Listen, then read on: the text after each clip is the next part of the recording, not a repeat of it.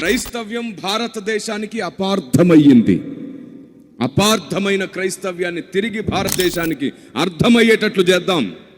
ఆమేన్. అపార్థమైన క్రైస్తవ్యాన్ని తిరిగి అర్థమయ్యేటట్లు చేద్దాం. నన్ను ఒక పూజారి గారు అడిగారు, కిరణ్ పాల్ గారు, అసలు మీకు కోపమే రాదా? మీ వీడియోస్ అన్నీ చూసాం, ఎన్ని మాటలన్నా నిదానంగా సమాధానం చెప్తున్నారు, మీకు కోపం రాదా అంటే, నేను ఎందుకు రాదు సార్, నేను కారం ఉప్పు తినట్లేదా, కొంచెం ఎక్కువే తింటాను, బాగానే ఉంటుంది నాకు కోపం, మరి ఎప్పుడు చూపించరే, ఏం చేద్దాం, నాకు లేఖనం ఒకటి అడ్డొచ్చింది, నరుని కోపం దేవుని నీతిని, ఇంకా నేను కోపగించుకొని చేసేదే ఉంది, నిన్ను శత్రువుగా మార్చుకోవడం తప్ప, నా అహాన్ని సంతృప్తి పరుచుకోవడం తప్ప ఇంకా వేరే పనే ఉంది నేను కోపానికి వస్తే. మరి ఏం చేస్తున్నారు? కోపాన్ని ఎలా కంట్రోల్ చేస్తారు?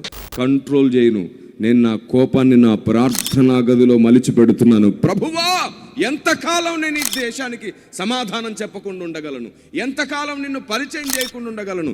ఎంతకాలం అలాంటి మూడులకు నీ చిత్తం ఏమిటో, నీ జ్ఞానం ఏమిటో చెప్పకుండా ఉండగలను? ఎలా చెప్పాలి? ఏం చెబితే వాళ్ళకి అర్థమవుతుంది?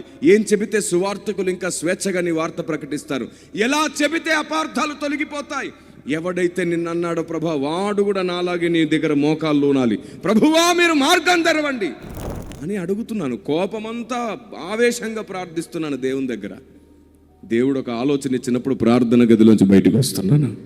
కోపం నాకు ఆయుధం అవుతుంది ప్రార్థనా గదిలో, కోపం నాకు ఆలోచన అవుతుంది ప్రార్థనా గదిలో, నా కోపం ఆక్రందనగా మారుతుంది దేవుని సన్నిధిలో. ఎంతకాలం?